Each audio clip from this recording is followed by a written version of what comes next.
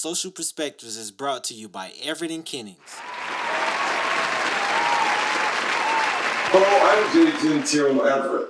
Welcome to Social Perspectives. This is voting season. Have you cast your vote yet?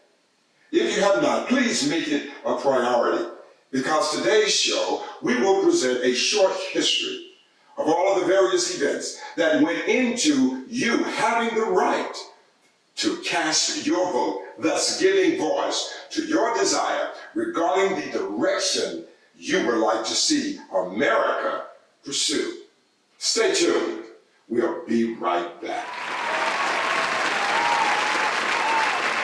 Sometimes God interrupts the normal course of history and gives us leaders whose gifts and insights are used to transform a generation. We have the privilege of presenting such a leader.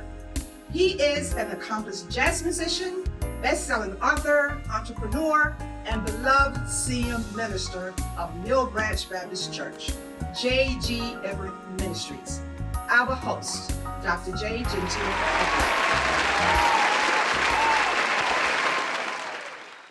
Everett. We the people of the United States, in order to form a more perfect union, establish justice, ensure domestic tranquility, provide for the common defense, promote the general welfare, and secure the blessings of liberty to ourselves and our posterity.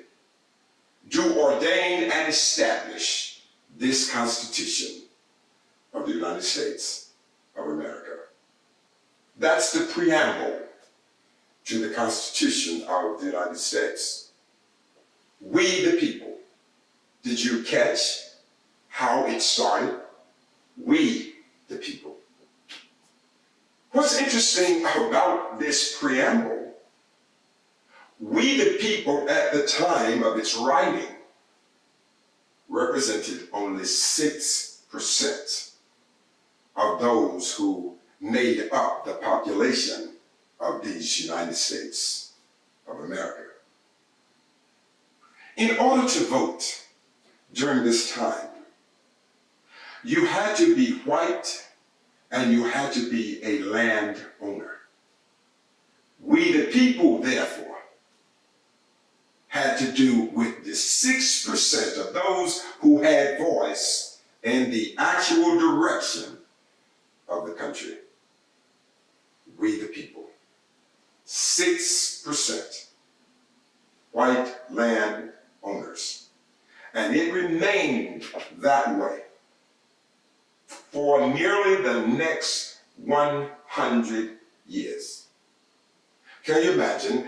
94% of America's population had nothing to do with the direction of the country. And the preamble starts with we the people. We the people had to look a certain way. They had to own a certain thing. They had to have certain things in common. That's what we the people meant at that time. The next 100 years, people would live, people would die, but it would still be the 6% ruling the 94%. Shortly after the Emancipation Proclamation and the end of the Civil War, we had something special that happened. The 15th Amendment gave these newly released black slaves who were men the right to vote. But it came with a price. You just couldn't simply show your freedom papers or people understand that you are free and you just walk into some voting booth and cast your ballot. It was not like that at all. Voter suppression started immediately. As soon as blacks were given the right to vote, voter suppression had its birth. So they came up with all kinds of attachments to the black vote. So for the black male to vote, they had things like poll taxes, literacy taxes, or literacy requirements. They wanted to see how your mental acumen operated. They wanted to know whether or not you were mentally competent, whether or not you had a cognizance of what you were doing. Were you in touch with that moment in reality? Or were you simply detached from all that was going on, and you would go into a booth not knowing how to read, not knowing how to recognize who you wanted to vote for? So this would serve as a kind of obstruction, a kind of impediment that would be in the way to ensure that voting would be limited. Thus, you can better project what the outcome is going to be when you have a limited pool who's doing all of the voting. So interesting. Quickly, I have to share with you one of the ridiculous requirements that black men had in order to vote. One such ridiculous requirement down in the South was you would have to guess the number of gumballs in this glass container. And it could not be an estimation. It could not be something close to it. You had to know the exact number before they would allow you to vote.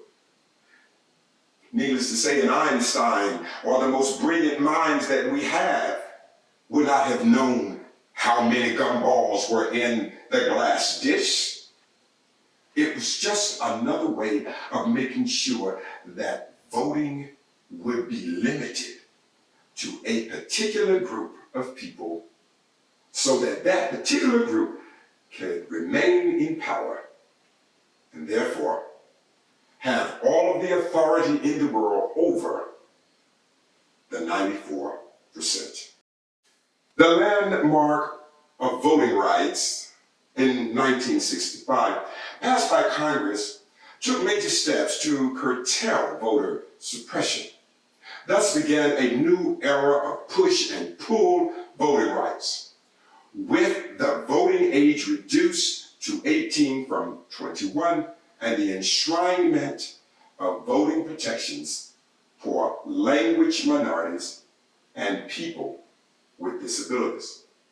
Greater voter enfranchisement was met with fresh resistance. In the 2013, the Supreme Court gutted the Voting Rights Act in the ruling on Shelby County versus Holder, paving the way for states and jurisdictions with a history of voter suppression to enact restrictive voter identification laws.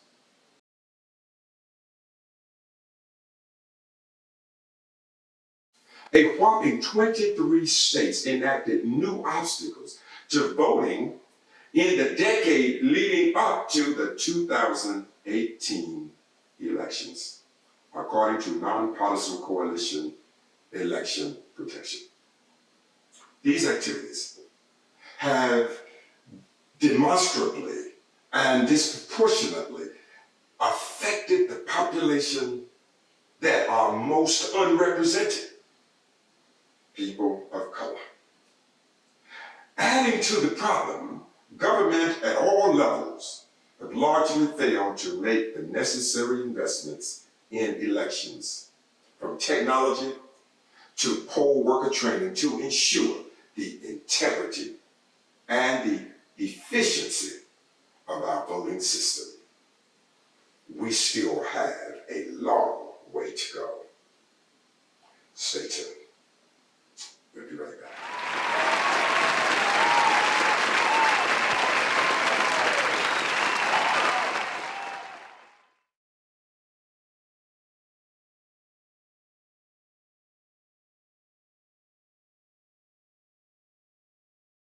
These shoes are inspired by the rise of Senator Kamala Harris as the Democratic nominee for Vice President of the United States of America. The pink and green represents her sorority, Alpha Kappa Alpha Incorporated. The black soul represents Howard University, the undergraduate college she attended, and HBCU. And the gray represents that love is authenticated when it is integrated. Get your pair, aliveshoes.com/renaissance/JGE. That's aliveshoes.com/renaissance/JGE and get a part of American history. Ah ha ha!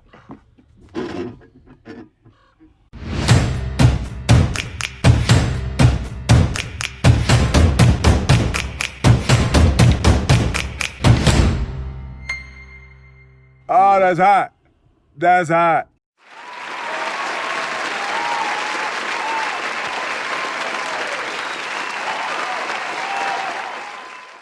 In this segment, we're going to try to get into the weeds, get into some of the more granular material and ideas that will give us, I feel, a more perspicacious view of what it meant to be denied the right to vote.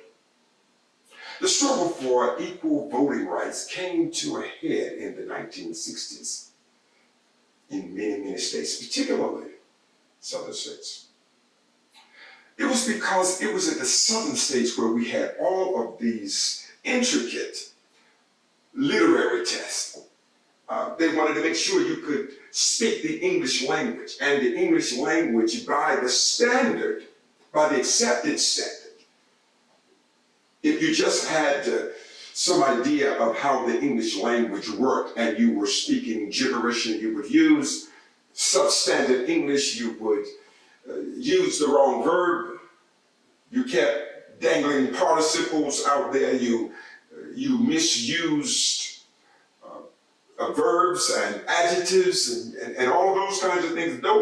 They would use that as a method or as a tool against you voting.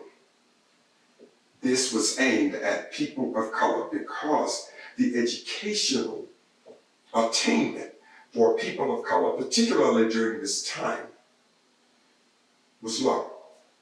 And it was low because too many blacks couldn't go to school because they had to support families. So they had to get out and work and do whatever they needed to do in order that the family might survive. It's very difficult for a poor family to embrace education because education is a process. It is a process that generally operates in the abstract of those who have to deal with very harsh realities. So it's very difficult for a parent to tell their child, okay, just go on to school and just keep going to school. And yet they're back there at home about to lose everything. Place to live, food, and no money for medical care. And yet kids were being added to the family. So that was an abstract idea, and few of them were able to conceptualize it and embrace it and make great things happen, but the masses could not afford to do it. It was not in their vision, it was not in their purview. They could not grasp that idea. It had nothing to do with them being inferior intellectually. It had to do with what was actually doable given their set of circumstances. So, by March of 1865, activists organized and they protest marches from Selma to Alabama. Surely you all have heard about this. The state capital of Montgomery to spotlight the issue of black voting rights. This first march march was brutally attacked by police and others on that day. And it was such a terrible experience that it became known as Bloody Sunday. After the second march was cut short, the throng of thousands finally made the journey, arriving in Montgomery on March 24th and drawing a nationwide audience on this issue. The next little element that I really would like to explore, I mentioned earlier in the first segment. It has to do with poll taxes. Now, this was really an interesting phenomenon to me because poll taxes were particularly egregious. It was an egregious form of voting suppression because it required people to pay money in order to vote. So if you didn't have money, you couldn't vote. This is how it worked. Payment on the tax was a prerequisite for voter registration in many states. The taxes were expressly designed to keep African Americans and low-income white people from voting. Some states even enacted a grandfather clause to allow many higher-income white people to avoid paying the tax. The 24th Amendment was approved by Congress in 1962 and ratified by the states 2 years later. That poll taxes were unconstitutional, and they were unconstitutional in any United States election. Wonder what would have happened if that would have never changed. Can you imagine? In order to vote, we would have to pay a tax. I wonder how many of us would actually vote then. Stay tuned. We'll be right back.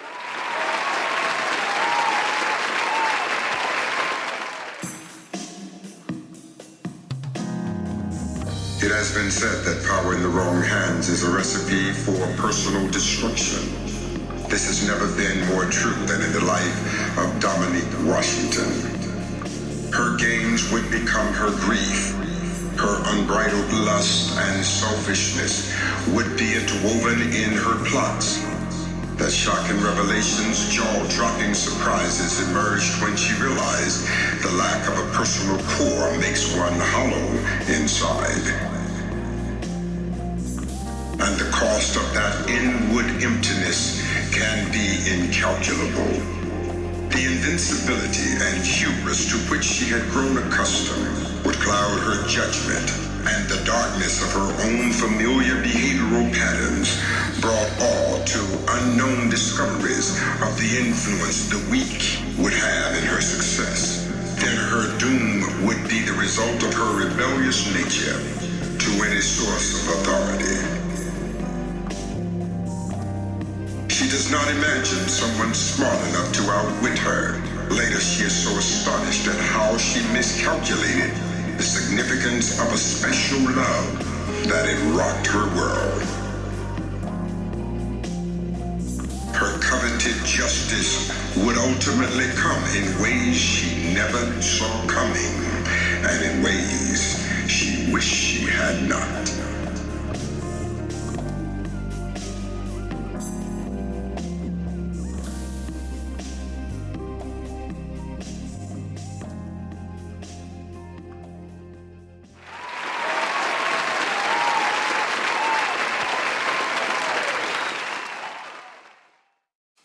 Inspired by voting rights marches in Alabama, in the spring of 1965, Congress passed the Voting Rights Act. The vote was decisive and bipartisan, 79-18 in the Senate and 328-74 in the House. President Lyndon Johnson signed the measure on August 6 with Dr. Martin Luther King Jr. and Rosa Parks, along with other icons of the civil rights movement at his side. In addition to barring many of the policies and practices that states had been using to limit voting among African Americans and other targeted groups, the Voting Rights Act included provisions that required states and local jurisdictions with a historical pattern of suppressing voting rights based on race to submit changes in their election laws to the United States Justice Department for approval. In the ensuing decades, the pre-clearance provisions proved to be remarkably effective because that means of discouraging state and local officials from erecting new barriers to voting stopped the most egregious policy from going forward. And providing communities and civil rights advocates with advance notice of the proposed changes that would suppress the vote. Thank God for the civil rights icons, Dr. King, Rosa Parks.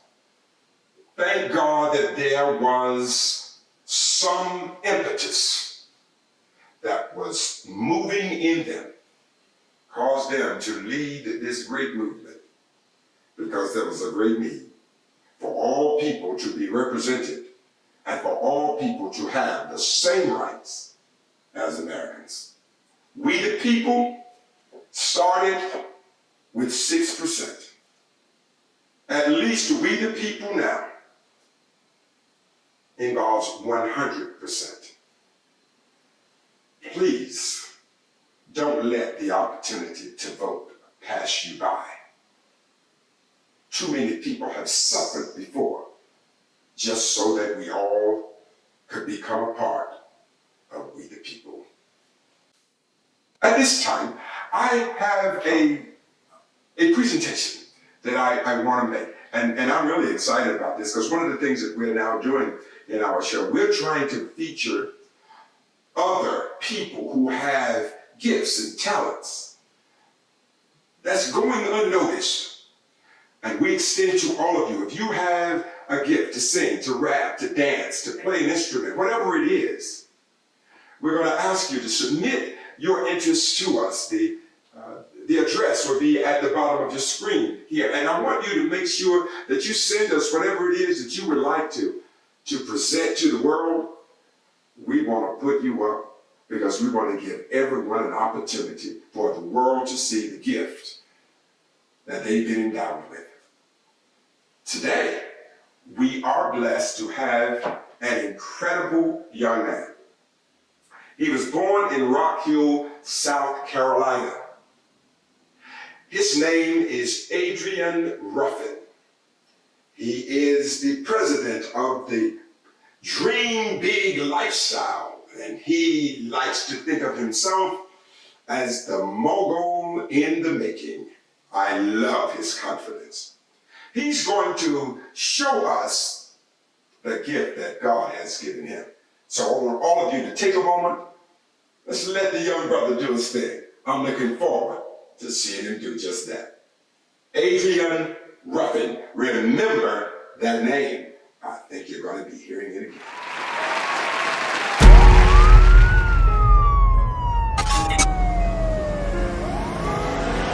Yo, we gear to watch me spin. Let's run them racks up. Big racks on my mind, let's stack up M&M's. I'ma need a new safe so I can walk in it. Flipping currencies, thank God for the internet. It's like I got the whole world in my palm, baby. I was broken, make some hundreds from a thought. From that moment, put my mind on what I really wanted. I said no limits, I told God I want it all. Put me in the game, I'm a ball like LeBron is. Thought I was just a rapper till they see me on the screen. How long I'm gonna be humble till I make them notice me? They don't like to give you credit when they know you really a G. I don't need their credit if they can't help me get leads. Running up a check, stay out the way and mind my business. Save a portion of the winnings, I establish rich habits. Seeing millions in my dreams, I'ma turn them to reality. Making a minute what I used to make on salary.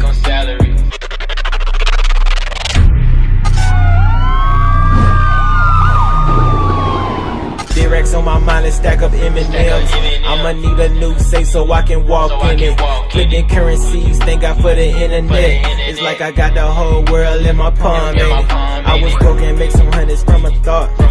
From that moment, put my mind on what I really wanted. I said no limits, I told God I want it all. Put me in the game, I'm a ball like LeBron. And glad I made myself a boss, can't nobody fire me. Create jobs, tell the world that I'm higher. And Nipsey say the best that you can do is inspire. So I had to get it out the mud to show it's possible. I was on my back, but I had faith that I bounced back. Put a plan together, made a move, and I got racks. Make it come so fast, can barely tell that I'm spinning it. Call the fam, come get what you want from the dealership, I'm going in. Big racks on my mind, let's stack them to the ceiling. Bed money, go to sleep, wake up with me. Big racks on my mind, let's stack up M&Ms. I'ma need a new safe so I can walk in it. Flipping currencies, thank God for the internet. It's like I got the whole world in my palm, ain't it? I was broken, make some hundreds from a thought. From that moment, put my mind on what I really wanted. I said no limits, I told God I want it all. Put me in the game, I'm a ball like LeBron in it. Big racks on my mind, let's stack up M&Ms. Flipping currencies, thank God for the internet.